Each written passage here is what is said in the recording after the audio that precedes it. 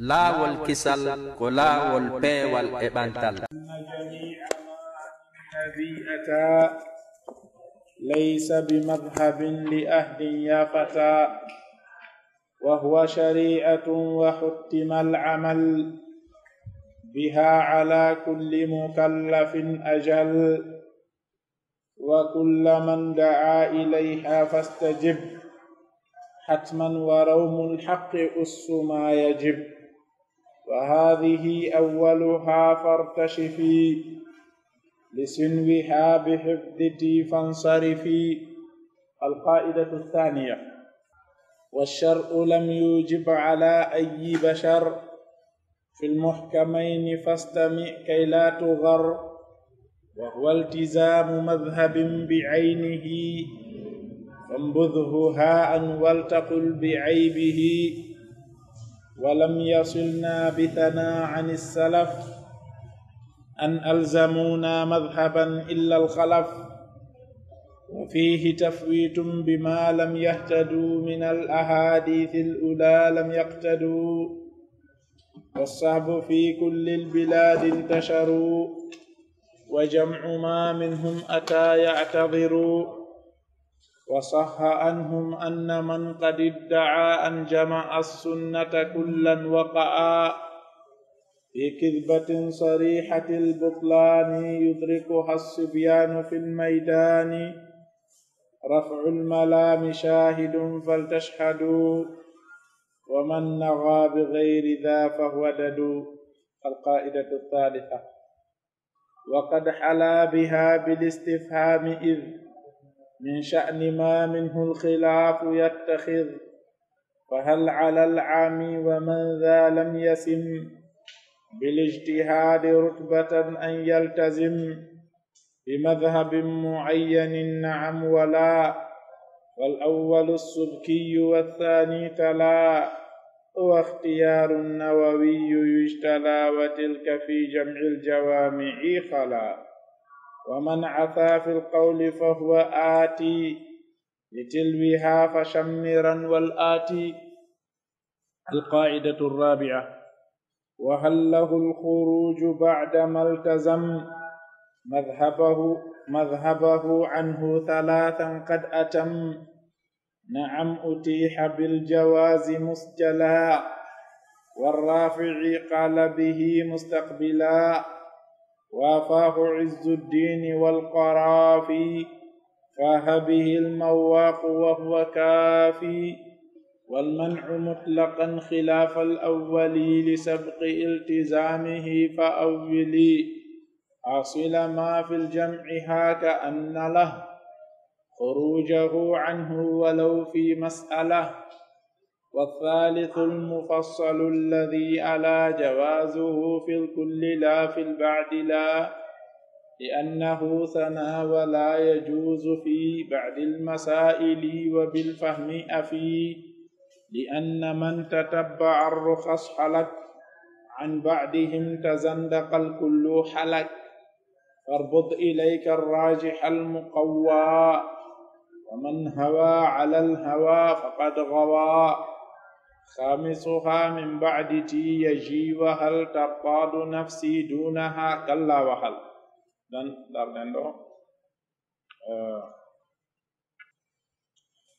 جزم ردن إني. القاعدة الأولى قاعدة عرنو en yewtino feendo jangeten alqawa'idu alfiqhiyya wonde hiɗen mari ko wiyete alqawa'idu alkulliyatu al'amma. ɗin ɗon qawa'id ɗi tawata ɗin ko ɗi kulliya ko ɗi amma bi ayi halin min al ahwal la yumkinu an najida lil qa'idati mukhalifan ay yandariju tahtaha dawabit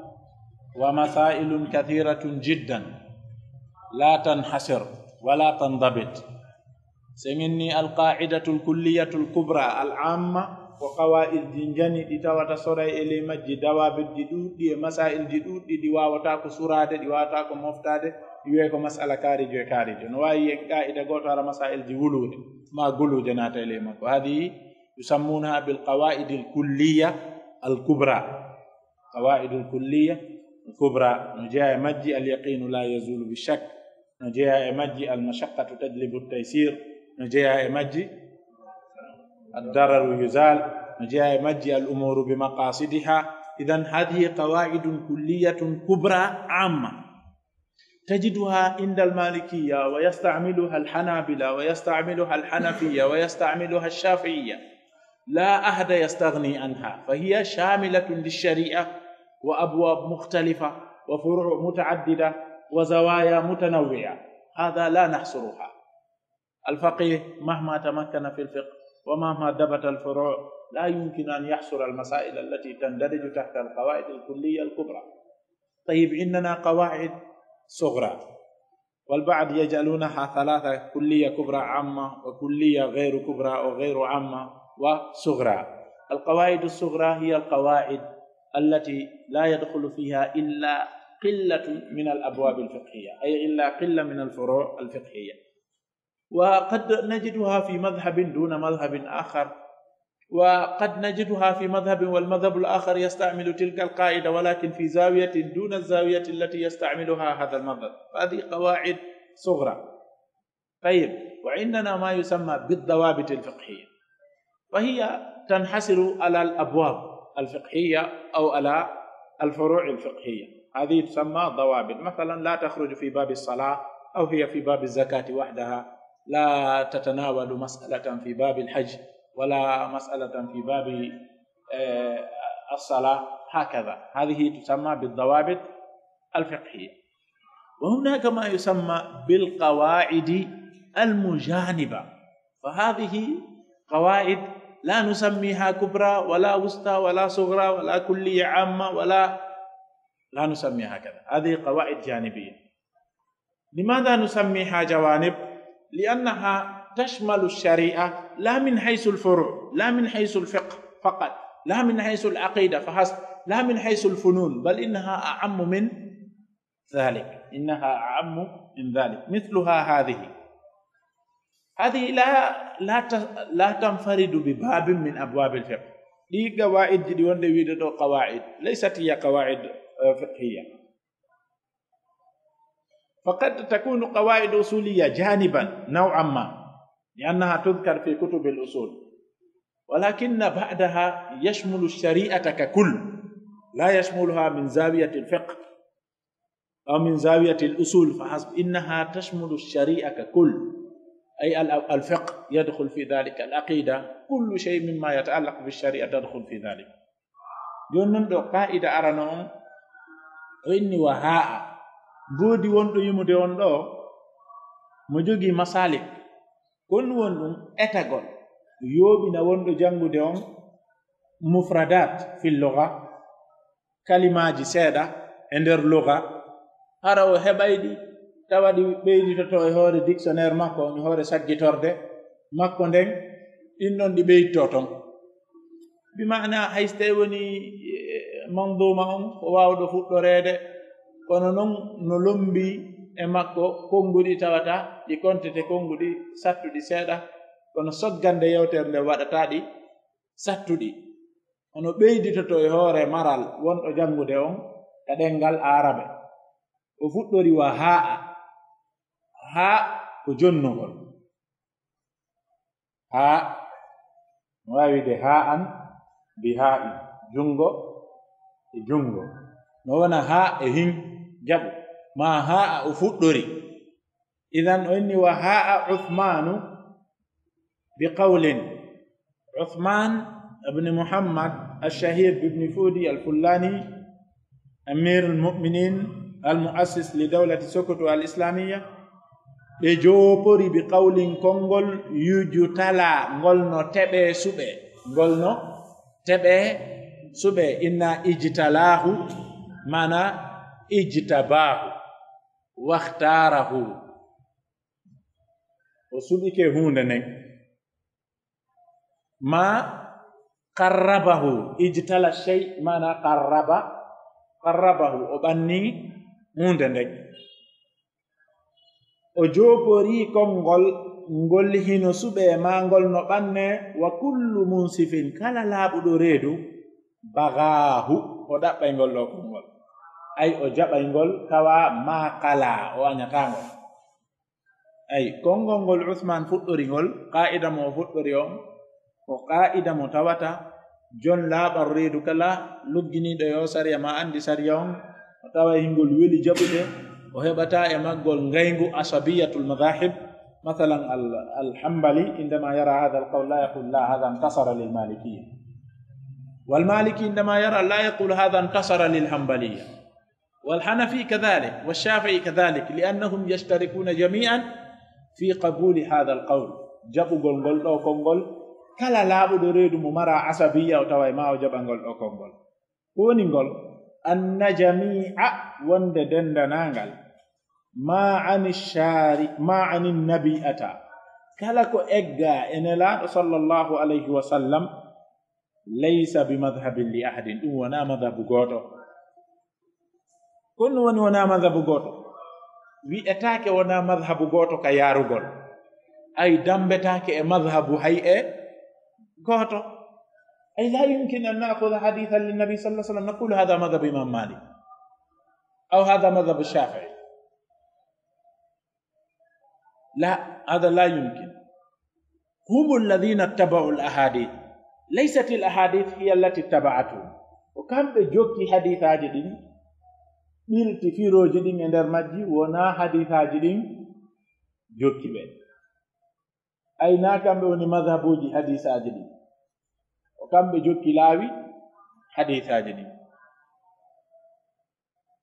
أن جميع ما عن النبي أتى ليس بمذهب لأحد يا فتى أن يسك أن دندنا قال قارئ أن الله صلى الله عليه وسلم ويأتاك مذهب هاي إغوتو هذا من باب التنبيه بالأدنى للأعلى سيوني قارئ أن الله صلى الله عليه وسلم ويأتاك مذهب هاي إغوتو أما ما جاء هو من باب أولى وأيضا لا يمكن أن نجد شيئا من النبي صلى الله عليه وسلم وهو لا يكون من الله لأنه ما ينطق عن الهوى إن هو إلا وحي يوحى لذلك بعض أهل العلم يقولون الوحيان الكتاب والسنة هما وحيان الأول وحي تعبد بلفظه والآخر وحي تعبد بحكمه هذا تعبد بلفظه وحكمه معا القرآن تعبدنا الله بحكمه ولفظه وأما السنة تعبدنا الله بحكمه دون لفظه إذن هو الفرق فقط بينهما وهما في الحكم سواء أي سينهبي دو جوني آية القرآن تندين دو هند كارين واتني إنهبي حديث نلا صلى الله عليه وسلم تندين دو كنون كدي هند غو هند واتني إننا هذا أقوى من هذا إننا تاكو قرآن إني كنا واتي نوري مرد دولة وحديثات دي كنا واتي لأن أهل العلم أجمعوا على أنهما في الحكم سواء كان جديد القرآن والسنة كان يوريك هند واتره دولة دين كغوته كنا نوم إذا تعارضا سيدي دورنو ديري فالقرآن أقوى منه أما من حيث لا تعارض فهما في الحكم سواء إذن وهو دون شريعة وسريعة سميناني إن شريعة هريكو يوري الله إن الله صلى الله عليه وسلم وحتم فرلام العمل بها قل لترقل إيدو إذن العمل سكون وندون كواردون وللوزن وهو شريعة وحتم العمل ما للوقف ضرور وإنام قل لترقل سريعة على كل مكلف إكلا أو نراد سريع فوادو أجل كنون تجري ونير أجل كنون تجري ونير وعندما جاء عن الشارع فهو شريعة يجب العمل بها على كل مكلف وكل من دعا إليها كلا ندد فهده أودو سريع فاستجب حتما فاستجب نوتمو حتما إمبادي فرلغول طويلا قصيرا أبيض أسودا عربيا أعجميا مدنيا أيا كان نوعه من دعا إلى الكتاب والسنة فاستجب أن العمل بها واجب وروم الحق تأقل غوغا أي طلب الحق أسوك بندر ما يجب كوادي وروني بندر كوني واجب يوري جل لكم كتاك بتقول غوغا الخلاف يبنى على المسائل لا على الأشخاص لور دينا دين كده يعني فوق وده ما هاكو يهورك مسألة جدنا يهوري يمبي ما قولك في يزيد ما قولك في معاوية قال ابن تيمية اختبار الناس بالأعلام ليس بطريقة السلف الصالح اختبار الناس بالأعلام ليس بطريقة السلف الصالح أندر قول بيوال قول يمبي بين كون ويدا يكارس أنداس مفيوي كون ويدا يكارس تايولي كو ولد ولي كو هاوري كو لابا مفيوي هايستايوني نالا والغوتو جوكو سولي كو كاني كو متتي مؤويلي هايستايكو هنده ووتر جوك هذا ليس من طريقة السلف الصالح الناس لا يختبرون بالأسماء إنما يختبرون على المسائل ومسائل جديم بجري بورده كدوم به تفيرته بأندس بفي ما قولك في الله أين الله يقول هو في كل مكان أنت أشعري أو عندك فكرة أشعرية أين الله في السماء من أنا أنت محمد أنت رسول الله اعتقها فإنها مؤمنة هذا الاختبار ماذا كان على المسألة لا على الأشخاص لم يقل ماذا تقول في أبي بكر ما قولك في عمر وما قولك في فلان نحن ما قلنا إن هذا لا يجوز انتبهوا ويالي وند دقاق ويدن ليس بطريقة السلف الصالح وهذه أولها وهذه قائدة أولها كأرنا مجيوني فارتشفي هتنا لسنوها هكي أمون تشوتو مكو بحفظ تي هتتران إما مكو هنجاقل أودو فانصرفي ونجتو دايها مكو إذن قائد أرنون عندي دندنا قال كؤوري الله نلاد صلى الله عليه وسلم ويأتاك مذهب هاي غوتو مذاهب جدين بالكو أنكو ويأتاكو ساريا سنماري إندي هاريكو شريعة وني إندي مندين نوادي يهور غوتو كلا من قولي ترغل سياري منودي مودو نغاري نفاوي إن نوتا غولمو ɗaɓɓugol gonga ko ɗum ɗo woni bindere waɗɗinde e hoore kala julɗo yo taw hara hadaf makko on huwa alwusulu ila alhaq la an aqula laka mas'alatan wa adhkur laka ad-dalil taqul li hal doktor fulan qalahu ustad fulan hal dhakara hadha aqul laka lillahi alhamdulillahi allam laha thalathatu ma'anin تقول لي لا أنا استمعت إلى فلان ولم يذكر هذا وذكر معنى واحد لماذا؟ تسأله هو لماذا لم يذكره أما القائل فلا تسأله لماذا لأن الحق لا يعرف بالرجال إنما يعرف الرجال بالحق إذا قائدة إذا بوم بماكي والشرع سريع كتابا وسنة لم يوجب وإنالي على أي بشر نتنك ونتنك نووي ونووي في المحكمين كنينيات ديدي القرآن والسنة أي في محكمهما لا متشابههما فلسنا مخاطبين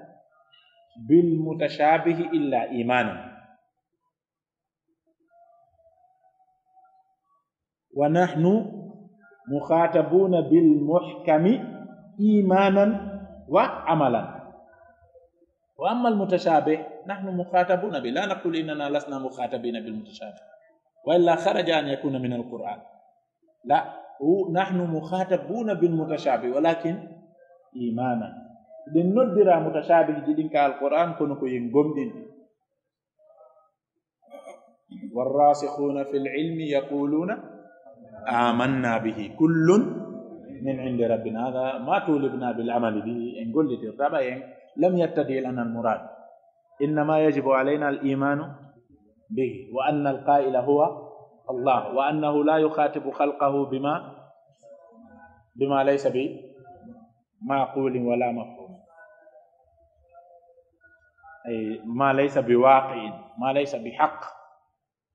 تمام. أما المحكم هو ما اتضح معناه وفهم منه المراد وعلمنا اتجاهه حكما أمرا أو نهيا kala ko henti firumu anduɗen ko faanda ko anduɗen ka fewtiri yamirore ma haɗore hada muhkamun fa nahnu mukhatabuna bihi ko yamirore yen ho siko haɗore yon woɗɗito rentoɗen mum tayib muhkamuji ɗin ɗiɗi qur'anan wa sunnatan waɗɗinaka e hoore hay e gooto e neɗɗan fastami heɗo kay la tugar digiwota hode ay digiwota a hodire goɗɗum goo wonde man nano waɗɗi jokkugol madhab al imam malik ma no waɗɗi jokkugol madhab al imam shafii ma ayum kan wa huwa ko woni ɗum ko woni waɗɗinaka e hoore kala neɗɗanke iltizamu ko waɗɗintinagol ma jogitagol madhabin laawol bi aynihi e jaati maggol kangol tigi hada lam yalzam hada gayru wajib ay jolalika qur'ana fi muhkami alquran wala fi muhkami sunna waɗɗingol e hoore neɗɗanke jokkugol madhabu hertiɗo toɗɗaɗo wono ko wajibi en jokku madhabu imam malik ma ko ye wajibi en jokku madhabu imam shafii ma madhabu fulan hada lam yarid fi shar wajibu al-ittiba huwa al-kitab wa sunna faqat wajibu al-isgha fi kulli ma yaquluhu amran wa nahyan targhiban wa tarhiban huwa an-nabi sallallahu alaihi wasallam wahdahu ko tata no waɗɗima ya jokku e dendanangal ferlitale mum yamiroje haɗoje rerɗinale hulɓinale fof ko nelaɗo sallallahu alaihi wasallam amma hedditiɓe yimɓe ɓen mahma balaga min al ilm la yumkin lasta mutalaban bi hada ala sabili l wujub e mbaadi waɗɗagol ka sariya jolaari few ceerno maaki ɗumɗon wi fambudhu bugo ɗum haa an ka woɗɗi bugo ɗum ka woɗɗi walta ɓul wi'u ko a fiɓuɗo ka ɓernde bi aybihi aybe ngol ɗo konngol wi'uɗo kala no waɗɗi jokkugol madhabu hertiɗo bi aynihi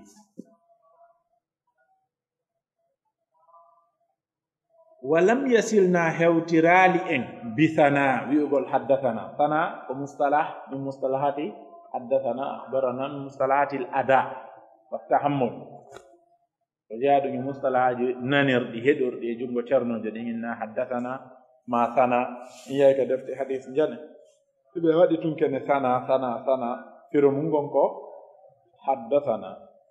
o lam yasilna hewtirali en bi sana wiwgol kaari yewtilan ani salaf ko itta e feƴƴuɓe moƴƴuɓɓen an alzamuna wonde ɓe waɗɗini e hoore men madhaban laawol hertingol illa al khalaf si wona lundi ɓen arɓe ɓen ɓaawo salaf en non noon hakaw ashya gariba jiddan khasatan fi lqarni alkhamis alhijri takfiru badi almadahib lilbadi alakhar wa tahrimu tazwiji badi almadahib lilbadi alakhar qarni alkhamis taassub on sattuno fanti tawi hay heeferɗinte hakkude madhabuji ɗin balno harmani malikiyankejo yo ƴettu shafiyankejo no harmani hanafiyankejo yo ƴettu malikiyankejo ma shafiyankejo ndita sob hatti fil awinati mutaakhira ga ari feƴƴi keerol a naata e juulirde tawa groupe uji ne juulayɗi alhanafiyuna hunak walmalikiyuna hunak walshafiiyun walhambaliyun juulowo naata na konto malikiyankeɓe won ɗon o yara toon tawa juulta ɓawɓe ها فتوى أري لندك كتب الفتاوي خاصة في المذهبين المذهب المالكي والمذهب الشافعي ودمبر نوتاسو بقول نتيمو ده وند مجولي باو غد وانداك مذهبهم بفينا نويمو وند كو مذهب كاريو منهم من قالوا يعيد عندي أديوتي كير إذا خلفتو يراد لأنه مخالف لجذور الكتاب والسنة مخالف لجذور الشريعة نلندي بندر الشريعة كفوتها كهات تندو الخلاف على الأشخاص لا على المسائل لو كان الخلاف على المسائل لما اختلفوا إلى هذا الحد لورانغال هيوتاندو وادي إذا كانت الخلاف على المسائل إذا كان الخلاف على المسائل لكان مبناه على الدليل مسألة كاري جوين يوندون دليل ما أنك يوندون دليل ما يوتي ناس ينتهي دليل جمدين فوتي لا عبرة بالمسميات تارة طيب يمدو وي وفيه no e waɗɗingol teppindagol madhabu gooto pet ko hina madhabuji hedditiiɗi ɗin taf wii tum feƴƴingol accugol bima lam yahtadu konko ɓe feewiraadi min al ahadithi immorde e ahadithi de al ula ɓen feƴƴuɓe lam yaqtadu tawa ɓe ñentinaali ɗum ɗon ay alim kala woodi hadithaji ɗi o acci o gollitiraaɗo ɗin ɗi o acci o yi'a gollitirgol ɗin ɗon o ñentinaali e majji ka idan wa hada la shakka annahu tafwitun li al-amali bi sunna ɗum ɗo ko innugol wata sunna jiggo o gollitide ka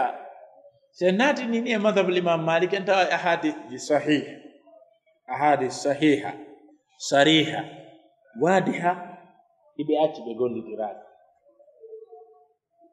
wa bittali fi lmadahib al ukhra madhabuji hedditiɗi ɗin kadi en heɓay hadithaji selluɗi kemi ɗiɓe huutoraali ko on ɗon noon haɗi ɓe huutora en janngino raf'ul malam anil a'immati al a'lam on ɗum wanno haa ɓe ronki huutorde goɗɗi ɗum noon sababuji ɗin fof cheikh l'islam no jantani en weeti ɗi ɓanginiɗen en anndin ɗum noon kono no woodi dow ko ɓe huutoraali enen noon sen inni ko waajibi jokkugol madhabu gooto hertiiɗo aray ɗin ɗon en gollitiray ɗi aɗen gollita antal maliki awalan a horta sittu sawal a horata sittu sawal noon horta liannahu karihahu kulol wota miije suumaye ko 36 enen noon yettelan fenɗo si woɓɓe ala wolde ɗum o woodi wiyaɓe kono noddaɓe e ñamete ɓenni menen duma yaltaw hondu ko imam malik wulno kon idan ma dhalika sunnatu tabqa sunna qulna ghayru marra inna ash-sharra idha dakhala fi al-khayr الفقه هو أن نخرج الشر من الخير لا أن نقتل الخير كله بونناتي ندر موƴƴere woni fiqhu ko yaltingol ɗaɓɓitugol nder ton ha iya bone on hoosa embere makko wara hoosorale moƴƴere nde yaltin kono so minni ka bone naati o en waray fiw en heddorta moƴƴere ko waɗi hay yimɓe aduna ɓen ɓe jaɓaali ka bone naati o yo moƴƴere nden fof bonne bonnoɓe ɓorni coñci woɓɓe qirritaɓe anda wonde ko kamɓe halfina hoolare leydi ɓe yey ɓe bonnoy ɓe yey naali joni waylen ɓornateriji men ɗin ɓayɓe woɓɓe wattiɗi ɓornade bonnoy ko yen ɗaɓɓitu dow bonnoɓe nangen ɓe wona enen yen ɓorto ɓornateriji men ɗin wano noon kadi ɓe duwa si alhaali heygo yani yoɓe ɗaɓɓitu bomɓe ɓen ɓe yaltina ɓe acca ko moƴƴi kon heddo no moƴƴi tigi en heddor ko moƴƴi ko huwe tayyib wa sahbu tentingol ɗum ɗo yimmo won inni ɗum ɗo jantaka e deftere cheikh o sahabaɓen e hoore mum adu en hewde madhabuji ɗin ga sahabaɓen e hoore mum no woodi hadithaji ɗi ɓe nanaali woɓɓe maɓɓe no woodi ko nanaali Abu Hurayra tay ɗuɗugol ko filli no woodi hadithaji ɗo yiyaali few o nani raalɓinelaaɗo fes o anndaɗi kadi ɗi yawtaali Abu Musa al-Ash'ari ibnu Umar yumma min Aisha Ummu Salam ɓe fof goɗɗum ɓe hendi goɗɗum ɓe ronki henndade ɗum waɗi karmokojo kummalujo maaki nelaaɗo sallallahu alaihi wa sallam feƴƴini ɓe acci gandal ngal e junngo sahabaɓe si ɓe mottodiri haray hunde manka kono si ɓe serti haray no woodi ko mankiri mo kala si ɓe mottodiri ɓe fof haray lam yadi shay'an min as-sunna sunna hay hunde majjali si a naadi nder to waawɓe waawa yandude fi makko ɓe yaltina so a yaltini nder ton alif ɓe waawa yandude ko ɗum yaltinɗa ɓe natta si ɓe mottodiri kono si ɓe serti haray mo kala no mankira goɗɗum komo kala no yaadi e ko o ya joganooki tentingol noon goɗo firo wonde sen inni gooto no waɗɗi jokkugol kanko tum aray no woodi piiji buyi e hadithaji nelaaɗo sallallahu alayhi wa sallam ɗi haykuɗen ɗi tawata ɗin ɗon en alaaɗi hutorde sabu wonugol ɗon mo jokkuɗen ɗon no wooduno ko yaali si sahaba be wuri du be nela du be wodi ko be yali ada enen min babi awla tayyib wenne wasahbu sahaba ben fi kulli albilad intasharu be sakiti ke leedel den fu wa jam'u mobugol ma minhum atako hebi e jungo mabbe kon ya'tadir no ngandi goto pet yo hunjo dennanangal sahaba ben ko maaki ko be filli nela do ko ya'tadir no ngandi wa sahha selli king annhum e mabbe anna man qad idda'a wonde kala noddetido an jama'a sunnata kullan wonde o mowi sunna foppati mo hunji fof waqa'a odo yanay fi kidbatin e fenande sarihatil butlani hentinde merem ne tata fenande mun den no labi bos ana hafiztu kulla sunna hada kadhibun wadihun zahir أصلا لا يحتاج إلى أن يقال لصاحب القول كذبت خير جواب السفيه سكوت أحيانا السكوت أبلغ من النطق تمام يدركها هفتين فنان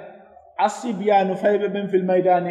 كانديجي فجر كتيرين كزوية دون هركو هلني بدون دون تاولي دون بيان دون دوكو فنان لنناكو سيلا فضلا يعني عن غير هؤلاء رفع الملام دكتور يتن رفع الملام den shahidu mi de girriti dum wonde goto wonale rendudo dendanangal sunna mun jaki hadisaji din fu fal tashhadu sedite dum wa man naga woludo naga wolugol hala fil arabiyya naga bihi ay takallama bihi amma fi sawt la adri hal huwa al qawl aw ghayruhu إذن نفس الشيء خلاص إذن في العربية إذا قلت نغى به معناه قال به ومن نغى كلا ولر بغير ذا حرونا بالله فهو ددو أريكم فجر فهو ددو أريكم فجر ددو وكونغول كوادي هايم دونغول يمدون أدينغول دو وسبينغول جولي حديث نلا صلى الله عليه وسلم دودو يلادي أكو ديم بمن وكان فيرا مهارك خيره maki lastu min dadin wala dadum minni lastu min dadin mi jeyaka e sama kala puindam wala dadum minni puindan jeyaka ya dan fijindaro e sama kala be jeyaka e mum dum kadi jeyaka e mabbe wobbe ina dadun lastu min dadin mi jeyaka e tobbobe wala dadun minni tobbo jeyaka ya tamam tobbugol ko non e fijindaro no khalas anta al an khassasta amma a hertini ko huubi so tigi ni no wifo ayna dum no jeaka ka hadith do la lastu min dadin wala dadum minni puida jeaka ya fijata fijowo jeaka ya ayba al qa'idatu thalitha aw en faltika qa'ida ida bon ko tentin do qa'ida arano e qa'ida arano yuqarrir anna jami'a ma ata an shari' la yunsabu ila ahdi min al a'imma inma يسمى بالشريعة يجب على كل مكلف أن يعمل به ويجب أن يستجيب كل من دعا إليه تمام والثانية تقول لنا لم يرد مطلقا عن السلف الصالح لا أحد منهم قال ولم يسرنا بالخبر وبالسند أن أحدا منهم ألزم اتباع شخص بعينه أو مذهب بعينه لم يرد مطلقا أن الصحابة أجمعوا على أن نتبع أبا بكر أو أجمعوا بعده أن نتبع عمر أو أجمعوا بعده أن نتبع عثمان أو أحدا من هؤلاء الصحابة بل إنما هم جميعا كانوا يتجاسرون على اتباع الحق لا على اتباع الأشخاص أبو بكر يقول ويخالف عمر بدليل عمر يقول ويخالف ربما أصغر الصحابة بدليل مع هيبة عمر وجلالة عمر ولكن كانوا يخالفونه للفتنة لا للدليل وهو كان ينزل عند الدليل مع قوته إذا خالفه من هو أصغر منه بدليل يبجله ويحترمه ويرفعه فوقه وهذا ما حدث لابن عباس أن رفعه فوق كبار الصحابة لعلمه لا لشيء آخر ليس لنسبه وإلا كان هناك من هو أقرب إلى النبي صلى الله عليه وسلم وهو علي الذي ينزل إلى النبي بمنزلة ابن عباس وبمنزلة سحر أنه تزوج بابنته لكن بالعلم، وهكذا. ثم يقول في القاعدة الثالثة: وقد حلا بها بالاستفهام من شأن ما منه الخلاف يتخذ. إذن هذا من الناو. وقد حلا وشدري كان عثمان بها أو قاعدة بالاستفهام فدر قول هل يجب على العامي ومن لم يصل مرتبة الاجتهاد اتباع مذهب بعينه. فهذا فيه دقة في الفقه، في الفروع الفقهية، ليس في الحديث ولا في الأصول، إنما في الفروع الفقهية. المالكية بالأخص مع الشافعية، هؤلاء عندما يفتتحون أي مسألة بالاستفهام يعني ذلك أنهم يشيرون إلى وجود خلاف في داخل المذهب. سيبقى توري مسألة ومسألة كدفت مأبئ استفهام، هل كذا كذا أم كذا، ويا عندكم بدينو كمذهب ويؤبئ كو أدي ولدكم ويؤبئ أم إذا بمؤديهم. وأنا سيد سابق في فقه السنة يقول: هل الآذان واجب أم سنة؟ ليس أنه يشك في حكم الأذان مع جلالته وإمامته لا يعرف حكم الأذان، لا لا لا. وعلق عليه أحد كبار أهل العلم بالحديث، علق على فقه السنة واستغرب تماما من فعل سيد سابق. كيف يعني يشك في حكم الأذان؟ لا لا، ما كان يشك، لكن هو عرف عند الشافعية والمالكية، بمعنى في المذهب الشافعي من ذهبوا إلى أن الأذان واجب، وفي المذهب من ذهبوا إلى أن الأذان سنة. وتقريرا لهذا الخلاف وإقرارا لهذا الخلاف قال: هل الأذان واجب أم سنة؟ وفي المذهب المالكي أيضا هكذا، إذا كان في المذهب خلاف معتبر يستفتحون المسائل بالاستفهام. هل يفتر مسائل جدي لندغول سوئنغول سيبي وادي مو لندال غوتال جوغينغال تشالدي ديدي ara en andu no wodi yimbe dido madum jamaaji didi wolude lurri tawa be fu goto kala mabbe no mari dole e der madhabon handudo e jokkede. idh tawde min sha'ni ma minhu al-khilaf yattakhid. idh tawde yattakhid kerno on laatike hino jogito min sha'ni e fiyake ma minhu al-khilaf ko tata lurral no e mum. ay idh min sha'ni ma minhu al-khilaf tawde no jeya e ko tawata no e mudu lurral yattakhid ko dum don woni ko cerno on jogito to damal naatergal e lurral wodu mangal. kono woni qaida fa hal ala al-ammi yarli no fawi human binne senni human binne no kasa kongo ngalaran tiddi seeda enen kamengi ngol mari bien almudo kadi sen ninni almudo kamen ara no mari daraja seeda senni talibajo kanno non ko daraja mawndo moƴƴa. ko fuɗɗotoɗo jande mo tawata o muutake o wawata sendindirde juri ɗin maha golle hoore dalillaji juri ɗin. ɓe mana si woni madhabe ma malik on madhabul malikiya ɓe yi mas'ala ɓe hujjinorani mas'ala on konngol madhabu goo kañum kadi lundike ɓe on mas'ala no mari dalil goo hara o tigi wawata sendindirde he oɗo koko yarɗo no selli ma oɗo koko yarɗo no selli ko hande ko wiyede waɗu e wota waɗu. si a jantani komo dalil hara ya toñimo ɓayi ko himmimo e nder yewtere ma fof no woodi woɓɓe so ɓe landike mo mas'ala ko neɓuɗa ruulade taroɗa e nder mas'ala on ko yimmiɓe ko waɗete ma wattake ko hedditi ko ɗum ko golle ma ɗum ko ajuma ko awdi wolde. si a juutini ha ɓe amatama landade enen on koyo waɗe tawa ko ko wulɗa ɗo fuu o mecce ma an kanko ko himmimo ko gonanali yawola. tayib hada ammi ko ɗo woni e daraja mbena tan al ammi. tayib wa man dha lam yasim bil ijtihadi rutbatan e on mo mandiniraka yottagol darajatul ijtihad a yewtali rutbatul ijtihad. waɗanaka mo maande hewɗugol darajatu al ijtihad an yaltazim yarli ɓeeɗo ɗiɗo no fawiɓe yoɓe fawito yoɓe jogito bi madhabi muayyanin madhabu goto toɗɗaɗo e gandi ɓeeɗo no serti annas salasatu asnaf yimɓe ɓen ko pecce tati allah ka fiɓhuɓe mari muqallid muttabi e mujtahid muqallid ko ñembowo muttabi o jokkowo mujtahid ko tinniɗo mujtahid indahu maratiba ida mukhtalif ijtihad takhrij ijtihad muqayyad bil madhab ijtihad mutlaq no mari asnafji kono joni muqallid on oɗo ko ñembowo ko waɗi o wiya muqallid ko wayo neɗɗo si mumunte si tongirama ɓoggol tawa ko ngol ɓoggol ɗon mumunte on tongirta haa ka pooɗa wo ko ɗon mumunte on yahata si darnama darro si pooɗama teŋinama ñeeri tawa ma jokka ma ɗofto idan oɗo neɗɗo ko muqallid tawa ko yo lando ɗum kadi noon ko aybe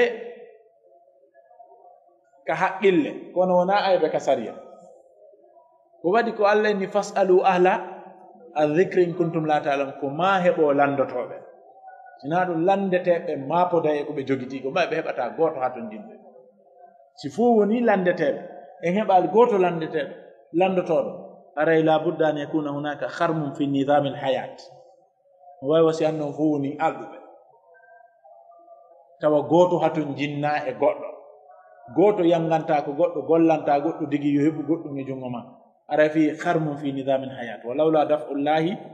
nas ma ko ma ɗum yimɓe ɓen dunci ndodira mo kala duncanawe tamam o noon ko ma landotoɓe heɓo ko ma landeteɓe heɓo ko ma woɓɓetaɓe landi kew ko jilɓi kon goɗɗi ɓe famanayɗi hoore maɓɓe ko ɗum woni muttabe o wawa faltade so jangi ɗo deftere o yii dalil no janta o wawa famude e dalila muttabe kadi ko asnaf no woodi emen wawa ƴettude ɗo deftere si daari dalillaji ɗin yii hadithaji no jolna o wawa andude ko on no andirta ɗin ko ɗi sahe ma ko ɗi da'if no woodi woɓɓe yoniɓe tu yoɓe andu wonde hadith do no jantaɗo ara ɓe wata andude ko sahe mako ɓe fof hiɓe kafi wonugol muttabe ɓayoɗa si o yii masala o yi ali dalil takko makko o memata ko ma so yii dalil so jokka on noon so yii dalil on an yarifa anna ha wajhul istidlal wonde oɗo dalil addaɗo ɗo imo hawrudiɗi e ko dallinorana kon fimu ɗum ɗo kadi hada mustawa kadi ko mustawa go ɗum ɗon kadi ko mustawa go haton jinnaɗo joni noon ko on to wonɗen ɗo ko yimɓe ɗiɗo almuttabi walmuqallid ɓeɗo ɗiɗo yarlino waɗɗiɓe jokkugol madhabu ɓayen andi hiɓe serti sen inni muqallid yo waɗu ijtihad pelletare bonni juɓɓude mburdam way sen inni hewtuɗo rutbatul ijtihad yo wonu muqallid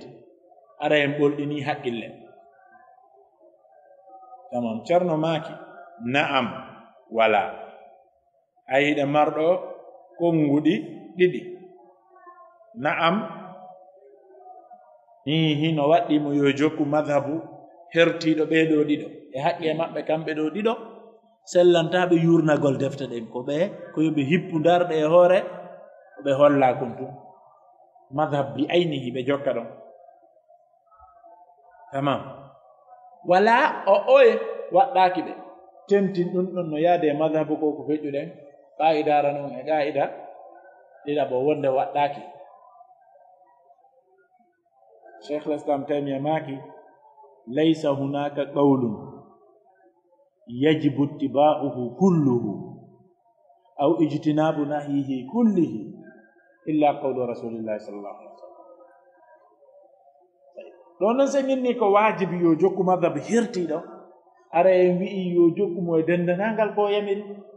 o jokkamo o rento dendanangal ko o haɗi faqad athbatna lahu ma kunna athbatnahu linnabi sallallahu alaihi wasallam faltondiri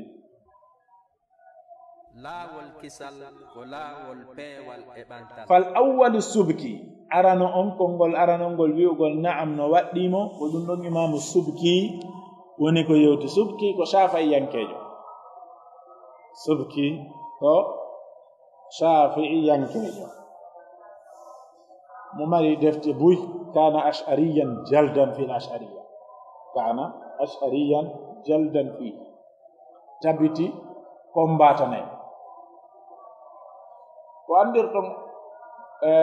jogagol makko ash'ariyanke yagal ngal no tiiɗi. imamu Dhahabi ko karmako makko, kono imamu Dhahabi ko sunni ka tabakat ɓayo fewndike fi yewtugol fi karmako makko, kono ɓayta e madhabuji maɓɓe ɗin no serti. o manti ɓe ha o gayni, o janti oñagol haqqille maɓɓe ɗen e bonugol haqqille maɓɓe ɗen e jokkugol ko duwaka jokkede e jokkugol zahiron nususe.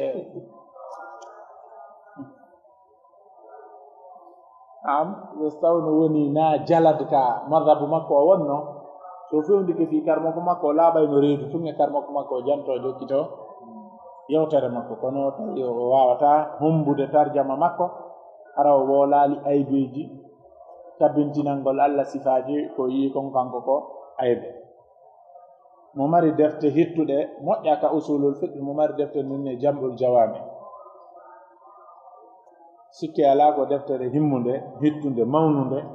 ɓe tawata goɗɗo ndeno yotto kaakara yagal e madhabu usulu on anda lurra ɗen ka usulu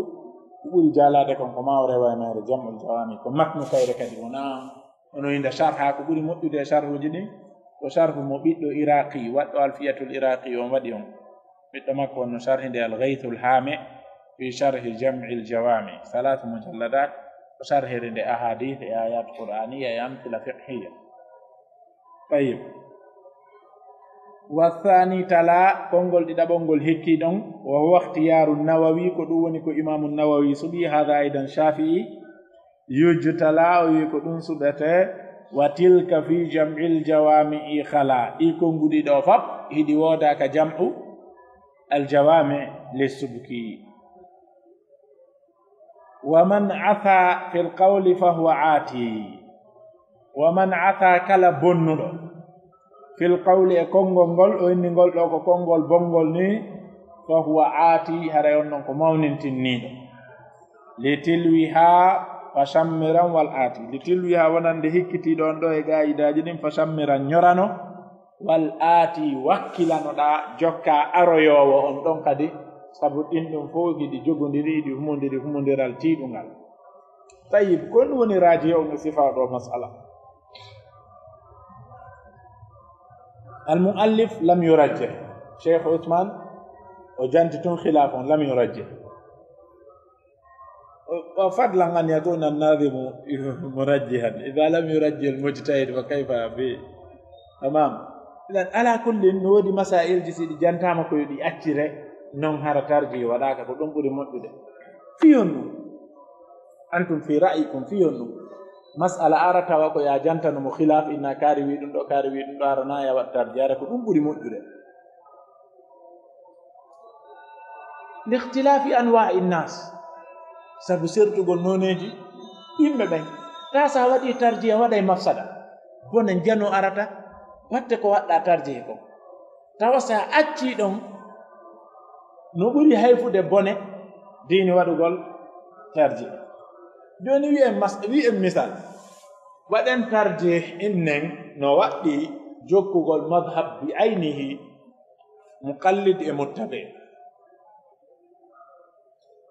la shakka annana afradna alayhim an ya'malu bil marju. ara en farli hoore maɓɓe ɓe gollitir ko tawata no jista e hoore mum go en farli e hoore maɓɓe lundagol hadithaji nelaɗo sallallahu alaihi wasallam ɗi anduɗen no selli madhabu on hutorali ɗiɗi. tati en ɓolɗini haqqille wawaynoɗe si ɗe accitama ɗe tongiraka hunde wotere no gasa ɗe yottanoyo e darajatu al ijtihad.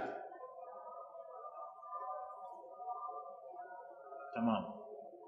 sen innino wonde manna o waɗɗaki no wawi hara heɓen ɗo wonki yiɗuki jokkugol beleɗe yiɗuki jokkugol beleɗe moƴƴa wano arirte masala hikkiɗo ɗo wonno o tigara na wajibi jokkugol madhabu bi aynihi woni mo gallel woni mo tay ene onon ko no wido nge masala kari na no haru acca ɓeeɗo ɗum par ce que na ko o faala kon o nani yawa taw ya ɓeeɗo an kon no wiɗo masala ka no lurra woɓɓe no enni no aña woɓɓe no enni no ida woɓɓe no enni onon noon kon no yarɗon amin no aña o acca ɓe ɗon ɓay ɗum noon ha joni no hulɓini seeɗa no wawata no rentina o jokka ha o heɓoya no dagi ala wadde o wadde bal heɓike ɗo karmukoɓe min mottodiri e oto goɗɗo noddi o anda o landiɓe ɓe tatono masala goto on o anda ɓe tumbodiri e oto goto o fuɗɗe ɗum landade ɓe daaridira ɓe andi ɗaway mi nani kaari o nani kaari no jaabo mawɓe men karmukoɓe tan ɓe fof ɓe landa e oto al gotal ko kaarijo ko addiɗo jaabade o woni o hoolaki la na hutare sina ɗum o noddatano kono heɓali junngo makko ko o faalaka tayib ɗum ɗo watta ha jomiraɓe gande ɓen e masailji goɗo taa koye ɓe accuɗi ɗon ɓe waɗal tarji ɓuri moƴƴude yo ɓe waɗu tarji kulol fitna on kulol fitna o to ɓe hewtido e marhala gota wata ko marhala hulɓiniɗo تمام وهذه المسألة تبقى مفتوحة غير مرجحة لأصناف من الناس مختلفين أنثم يمون إن قائد نيب وهل له الخروج بعدما التزم مذهبه عنه ثلاثا قد أتم نعم أتيح بالجواز مسجلا وهل له جنن نانن كونو دن كو يرلي نو وادي goddo teppidagol madhabu hertido muqallid e muttabi mo hewtal darajatul ijtihad joni ko o tigi jokki madhabu ha olanni few yarlino daganimo yaltugol nanen kono waddimo jokkugol ka waddaki mi anda sendindire gaidaji ni din no serti joni ko o jokki madhabu ha olanni yarlino daganimo yaltugol e on don madhabu yaha e madhabu go o wiwa ko maliki an kayjo yaha o wiwa shafi'i an kayjo ma o yaha e goddum go yarlino dagi hallahu al-khuruju yarlino daganimo yaltugol ba'da maltazam ɓaawo ko o waɗɗi ko madhabahu madhabu mo woni e mum on anhu wiway makko o yaha e goɗɗo ko talatan kadatan konguɗi tati heɓike ɗo ɗi tata ɗin ɗon timminirte nde e wiɗande ɗo ko qa'ida ɗo na'am no daganimo yaltugol utiha daginama bil jawazi utiha newnama bil jawazi e dagande musjalam few musjalam ma'nahu mutlaqa utiha bil jawazi musjala ay weɓinama yaltugol few no daganimo yoyu ko maliki o hota e shafi'i والرافعي إمام الرافعي وهو شافعي المذهب وهم خدام أصول الفقه آل به أولي نقول أكونغول مستقبلا وجابوا دونغول أولانغول كوفيلي دونغول وهنا فيه مسألة مهمة فرق بين الحكاية وبين الترجيح لو كدي بوي أمدين ينال مقبلين فالجيدو ين شيخ ويندو بدرتبين نو إن ذهب فلان وفلان وفلان وفلان واختاره فلان وفلان وفلان ومنع فلان هذه حكاية وفي اللتون نندو ناترجيه ما كفوس هسنانا سلم تاما يا إنو كاري جنو ييرني مسألة انتبا كوي كونغو ngoloni fillade on hakan ko tigiri wodi hewtali ka o wala fuido musidɗo men o tabintinni wonde fiiliɗo no daganimo yo memu kamil o landa wo ko cheikh salihul fawzani maki wiya joni yo addu kaɓe maki o ko sharbu bulugul maram tamaman o photocopie yo addu o wiya kono addu e deftere nden o photocopie ɗo men jaɓi kono addu e deftere nde mbayi ɗum ɗo na fof photocopie na damal ngal fof wadde o jangi ɓeydi o ɓeydi yeho o yehi yeho o yehi wonno wiiɗa naam hari mi yaal ɗum na andu e gonɗo wonde o hawtu o ƴetti fillayeji ɗi ɓe woni fillade ɗum kaari wii kaari suɓike o sikki kamɓe woni wolde tawi na kamɓe woni wolde kamɓe ɓe fillotoni hikayatul khilaf wa riwayatul khilaf farqum baynahu wa bayna tarjih na hunde wotata laysa kullu khilafin mu'tabar wa laysa kullu ma hukiya min alkhilafat mu'tad wa mu'tabar wona ko filla e lurral wo konta wona ko goɗɗo yewte e lurral wo ɓirriti kanko tigi ɗo woni ɗo yewtude on kenne ko min baabi riyadiyatil fan ƴeltugol wonkikin e fanno on o janto masaelji ɗin woɗuɗɗo ɗum kene ko min baabi tamim wa shumul o faala haray buuɓitude masalan fof konngol si o woola goɗɗum hara ko ɗum waɗi simo jantade konngol ɗum o janto konngol ngol o fiɓa few hayno ɓattodire gonga ono ɓaytu woni hara ko khilaful ali woni yewde fi mum ko waajibe hoore makko yo yalte yo jolnu idan hikayatu shay wattarjihu shay'un akhar walakin lahu turuq mutanawwi'a lawidin sir بعض أهل العلم يرجحون الخلاف أحيانا بإرفاقه بالدليل وقتما يكون هذا الترجيح وبجانت خلاف مسألة غوتو إن المسائل جندور راتي غوتو مذهب جديد بجانت نوم دليل كم كتب هدتي من ذهب فلان هذا بجانتا كده هذا أيضا سبيل من سبل الترجيح كنون نونجي ترجيح جانتو مذهب جديد وبيقول من أما المالكية فدليل مئة دم بيدافس معنى أنني رجحت ما ذكرت دليله على ما لم أذكر دليله هذا سبيل والسبيل الثاني حكاية الراجح بقال مجزوما والمرجوح بقيل تمريدا أي حكاية الراجح بالجزم وحكاية المرجوح بالتمريد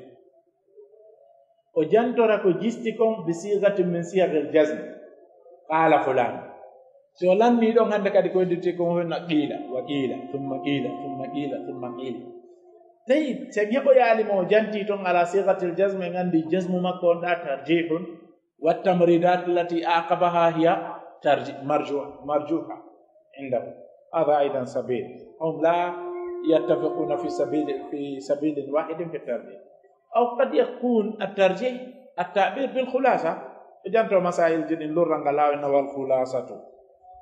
ما إن الحاصل في المسألة وهبي أولادكم ويالتكم دعوة أنهم كدي نونا ترجيح كان وضع التعبير نفسه وإن الراجح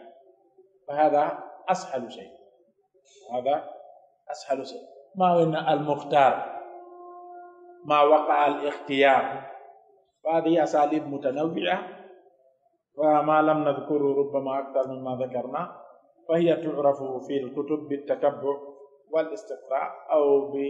بولوج إلى من تتبعوا واستقرأوا تمام إذن والرافع قال به مستقبلا الحالك جبلو كونغو إرمي دونغو ناو في الليل تنفن وافاه توتم عز الدين عز بن عبد السلام الشافعي من يوم شافعي ينكتن كبيرون خدام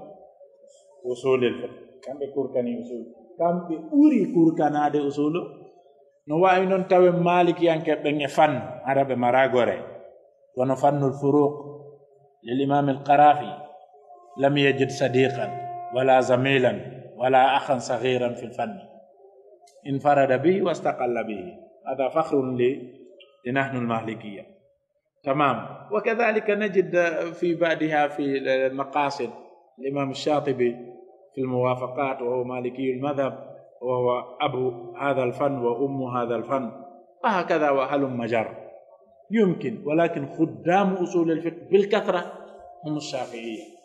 laawol kisal ko laawol peewol وافاه توتيم عز الدين والقرافي إمام القرافي هو مالكي عز بن عبد السلام قيل كان مالكيا وانتقل إلى الشافعية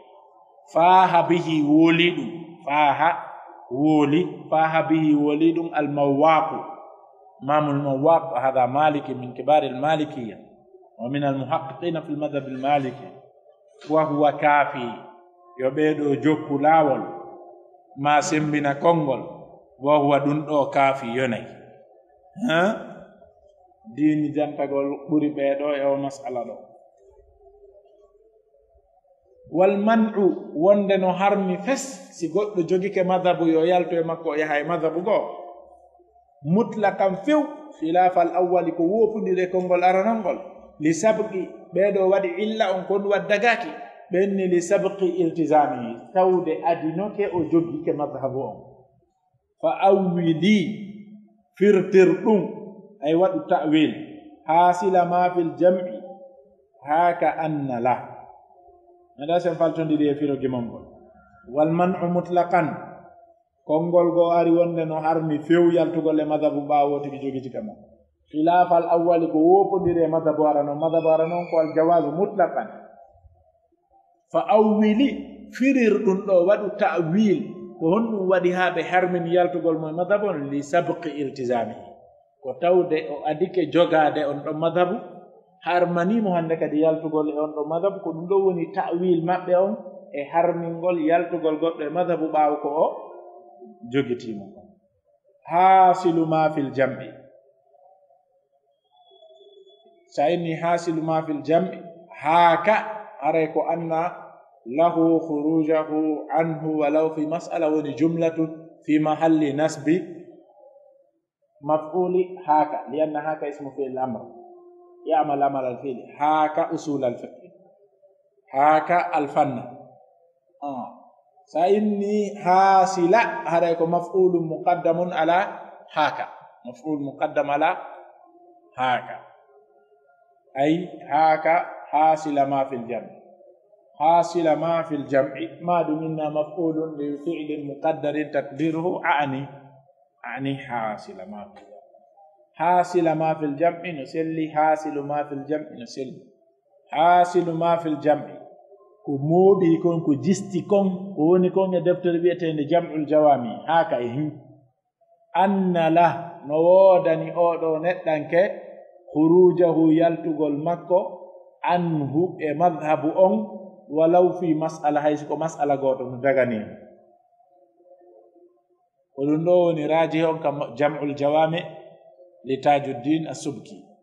ونن دغاني ندانك ودي دو مذهبو دو يالتata مذهبون هايسكو مسألة غوتو دغاني مالكي انكيجو يو يالتو مذهبون هايسكو هورغول ستو سوال دغاني هذا هو الراجح في جمع الجوامع والثالث كونغول تتابونغول المفصل الذي على ngoloni kongol fensitangol ala hey jawazuhu ko dagagol yaltugol fil kulli e denda nangal madhabo la fil ba'di wana yaltugol e madhabo yoga tana yoga hada huwa al qawl al thalith kongol aranongol konu يجوز مطلقا الثاني يحرم مطلقا الثالث يجوز لكن في كل المذهب يخرج عن كل المذهب يذهب إلى مذهب بكامله ويالتو مذهب وفقمك ويهي مذهبه نا يالتو يوغا مسألة أو ونا مذهب يوغا مسألة كل الوقت تتبع الرخص لا في البعد ونا يوغا لا دون هذا دغاك لا في البعد ونا يوغا مسائل جديد لا aray don dagaki li annahu tawda non ko woni fi fana humpiti en o yewti en wala yajuzu fi ba'dil masaili wa bil fahmi afi cerno usman humpiti e wonde la yajuzu dagota ko fi ba'dil masail yoga e masailji wa bil fahmi afi wa afi mi do firtira do ko fandi ko kanko ceerno bil fahmi faamu angon wonno wadi so inni no dagi e yoga daga ke yoga لأن من تتبع الرخص هلك وتود كلا تبلي هيو دين هلكت عن بعدهم دون إتاما يوغي كرمكو بين عن بعدهم إتاما يوغي كرمكو بين تزندق ويالتا يدينا ويالتا يدفتار فيه من تتبع الرخص تزندق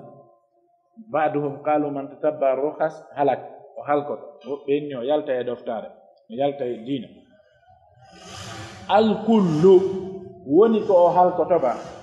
ونكو وني زندق با halak foko niwre al kullu halak fopko niwre al halak huwa al zulma niwre imam as-suyuti sharh muwatta o innitirinde tanwiru al hawali jalbinirdu nibe den pottina de few fi sharh muwatta malik idan al halak huwa al zalam nibe de yete farbud diggin farbud ilayka diggin e maɗa ɗatin ha hewta e maɗa arrajiha ko jisti almuqawwa sembinira dalil ay sa iway an awo muqallid ma an o ammi ɓay onon ɗo ɗiɗo muqallid o nge muttabi o min toɗiki allah yo tawara e ngewti enen ka darajatul ittiba tamam enen ɗo muttabi'u muqallidu ɓeeɗo ko maɓe jokka goɗɗo ko ɗum waɗi sino wolede o qaida ɗo si sifa ɓeeɗo nanama no wi'a jokkugol madhabu ko bid'a hum bi anfusihim yakununa bid'a fi hadha al-madhhab liannahum la yumkinu an yakunu biduni ittiba'i shakhs imma an yaqulu ittiba'u imam malik bid'a wa hum wara shaykh al-albani idan hadi aidan idha qulna lahu hiya bid'a sayabqa muhmalan la dina lahu la mas'alata lahu la ilma lahu أن تقول له لماذا أنت ترسل بعد الرفع من الركوع يقول قال به الألباني لماذا تقول قال به الألباني لماذا المذهب هذا مذهب الله أنت اتبعته الآن نفس ما كنا ندعوك إليه يوم أمس هو الذي دعوتنا إليه اليوم أنت لماذا تقبل بعد الركوع قال به ابن باز تمام لماذا قال به ابن باز لأنك لا يمكن أن تكون إلا وراء عالم من العلماء فأين العيب في أن تتبع العلماء وهم ورثة الأنبياء ما في عيب العيب كل العيب هو أن تتبعهم فيما لا وجه للصحة فيه وأنت تعلم أنهم مخالفون للدليل هنا المشكلة فقط شو نعد مشكلة لا enen ɗo fof koye jofuɓe madhabu ko se gandi e se gandali janganen cheikh ibnu uthaymin kene haraɓe jantaki dalil innen hadihi l masala cheikh ibnu uthaymin jantike oɗo masala ma yiyami ɗo waɗa goɗɗum no wopodiri ko yiiɗa cheikh ibnu uthaymin maki noddalan saraɗa gundoɗalan inna ko ɗum ɗo cheikh ibnu uthaymin do maki hada تقليدنا قبول قول القائل من غير ذكر حجة للسائل وقيل بل قبولنا مقاله مع جهلنا من أين ذاك قاله هذا هو التقليد ويا جاب كونغول غو هرا وجانتناك ما دليل ما جاب كونغول ما كواريدا مجا كونتو كانكو جيتي بالله عليكم ما نتاليه في كل الكتب نعرف أين أخذ هؤلاء العلماء مسائلهم لا نعرف ما أنهم متمذهبون هم بأنفسهم إما أن يكونوا قد تمذهبوا في بداية عمرهم وانسلخوا عن المذهب وإما أن يكونوا لما يزالوا هم متمذهبون أرهاجون فما ضبطون شيخ ابن عثيمين حنبلي شيخ ابن باز حنبلي شيخ محمد بن إبراهيم المفتي حنبلي شيخ آل الشيخ حنبلي الشيخ محمد بن عبد الوهاب وكان يدعو إليه ويعترف به ويكتبه تحت اسمه في مصنفاته أنه حنبلي مذهب أين العيب؟ ليس هناك عيب وشيخ الإسلام تيمية على مذهب الحنابلة وشيخ ابن القيم على مذهب الحنابلة غير أنهم قيل إنهم محققون أي إذا خالف الإمام أحمد الحق يتبعون الحق حيثما مال الحق وإلا فيبقون حنابلة وشرح العمدة في المذهب الحنبلي. أما ابن عبد البر مالكي، ابن العربي مالكي، القرطبي مالكي، ولكنهم محققون، حيث إذا خالف المذهب الحق يتبعون الحق. لذلك قال أهل المذهب لا يعتبر القول إذا انفرد ابن عبد البر بالنقل عن المذهب. ابن عبد البر سيجي مذهب من مذهب مالكي هنا كاري انفرد به لا يعتبر في المذهب. كنون كدي ابن العربي كنون كدي قرطبي بيدو فما كون ودي كم بيار جهة وند إمام مالك ماكي إذا صح الحديث فهو مذهبي، أرادوا أن يجعلوا كل حديث صح من مذهب الإمام مالك، مع أن للإمام مالك أصولا وضوابط وقواعد. إذن على كل من إما وما جوكين جون سن جوكي كوتن جوكو في بعض المسائل دون بعض، مخافة أن نقع في تتبع رخص أهل العلم. أنظم ترنو إني يمو مني ومن هوى كلف كيدو على الهوى يهور بلده فقد غوى أري أبيوي. ومن هوى كلا يندو مجانو قولون على الهوى مبلده فقد غوى أري أبيوي. إذن حاول كل المحاولة أن لا تكون متبعا للهوى أيا كان. أنا مالكي المذهب وأفتخر به، ولكنني أحاول كل المحاولة بقدر الإمكان مع طلب العون من الله أن لا أكون متعصبا في هذا المذهب، ولكنني مقلد لا يسعني إلا أن أتبع مذهبا، وهذا ما تعلمته من صغري. وأنت قد تكون حنبليا، حاول كل المحاولة حتى لا تكون متعصبا، إما أن تحسن إن أحسن، تسيء إن أساء، تطيع النبي إن أطاعه، تخالف إن خالف. هذا لا يسمى اتباع. فالتنري خامسها من بعد تي يجي وهل ترتاد نفسي دونها كلا وهل. خامسها جواب قائدة دي من بعد تي أوريبا أو قائدة دو من بعد تي يجي وباو قائدة دو أورتا وهل يرلي ترتاد نفسي ونكي أنكي ووي واو وند دونها تنادق القائدة جوابه كلا أوي وهل تود قائدة ما يوتيبك وهل أي وهل نزل القائدة سوي ينتم من جوي كفرنا ده كم دمويا إذا نقف على هذا القدر. نسأل الله مزيد التوفيق ونعوذ به من علم لا ينفع وقلب لا يخشع ودعاء لا يستجاب.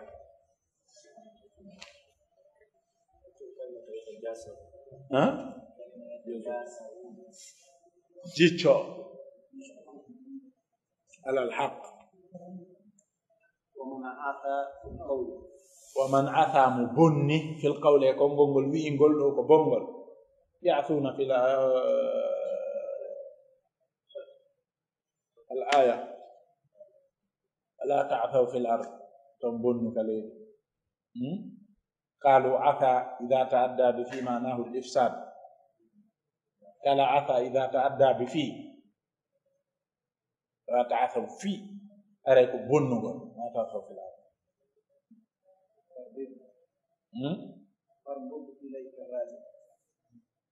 ويتي ربك لغة ديبوغول مانا يا أمان جودنا ديبنا الراجح مسألة جستو المقوى سمبنا دو ونكو نيوي كو دا بادو إمانا هيوتا إمانا. نعم هل من سائل في الكتاب في جنب الجوامع خلا جنجة سطرون وتلك في جنب الجوامع خلا. مسألة دون كجمع الجوامع في وتم ودا الغيث الهامع في شرح جمع الجوامع مماري شرح جبوي مماري شرح بوري تشابان جمع الجوامع السبك مماري شرح بوري تشابان أكون مالك ينكب شافع ينكب الغيث الهامع توبو جورو غونغون في شرح جمع الجوامع الغيث الهامع وانتينيمو ono ɓuri moƴƴude e sarhuji ɗin fof ko safa yankejo kadi no sarri nde ɓennuɗon ko safa yankejo sarhuɗon ko safa yanke no hannde o sollu fege ko kafu fof ono ko safa yankeɓe ngadi wadde imamu safa yawwal man allafa fi usulil fiqh on mbalmintinten gimol emretingol ka waraqat nadmol waraqat holli ko imamu safa yadi non so ko heɓi duuɓi ɗiɗi ni ka mbiɗa nadmul waraqat jannga ka tatitoɗo mi heɓi ala kulli hay duuɓi ɗi yejjitama o naafi deftere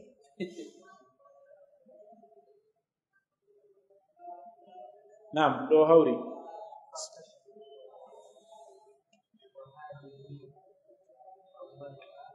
fartashifi senwiha ɗaɓɓu heɓugol al irtishaf woɓugol hunde ɓennugol nde ma ɗaɓɓugol nde heɓila laawol kisal ko laawol peewal e ɓantal